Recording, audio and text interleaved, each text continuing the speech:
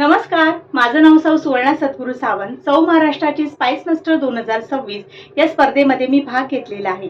तर सर्वात आधी सौ महाराष्ट्राची यांचे मनापासून खूप खूप धन्यवाद, कारण आज त्यांचे हे पारंपरिक घरगुती पद्धतीने बनवलेले खमंग उत्कृष्ट चवीचे तसेच घरचा मायेचा ओलावा असणारे हे मसाले आज या स्पर्धेमार्फत प्रत्येक घराघरापर्यंत पोहोचवण्याची संधी सौ महाराष्ट्राने आम्हाला उपलब्ध करून दिलेली आहे.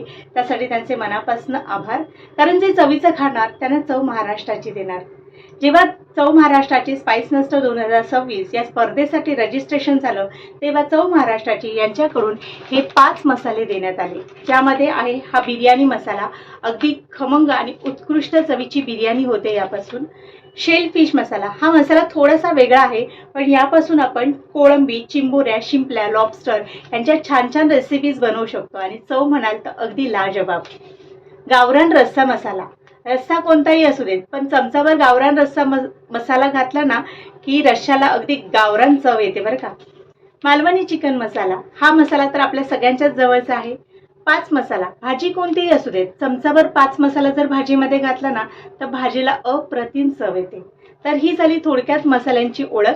आता यांचा तिखटपणा म्हणाल तर अगदी व्यवस्थित मेंटेन केलेला आहे. खूप जाड नाही, खूप झणझणीत नाही, अगदी मीडियम स्पाइस आहे. रंग म्हणाल तर अप्रतिम आणि चव म्हणाल तर मसाला पदार्थात घालताच पदार्थ अगदी रुचकर चवीचे होतात. तर असे हे चव महाराष्ट्राची यांचे हे मसाले आहेत आणि यातलाच मसाला वापरून आजच्या स्पर्धेसाठी मी महाराष्ट्रातली एक ऑथेंटिक अशी रेसिपी बनवणार आहे, जी आपल्या सगळ्यांच्याच जवळची आहे. तर या स्पर्धेसाठी मी चव महाराष्ट्राची यांचे मसाले वापरून मालवणी चिकन थाळी बनवणार आहे, म्हणजे कोंबडी वडे बनवणार आहे. तर रेसिपी खूप छान झालेली आहे, अप्रतिम चवीची झालेली आहे. त्यामुळे व्हिडिओला आताच लाईक करून ठेवा. सुरू करूया.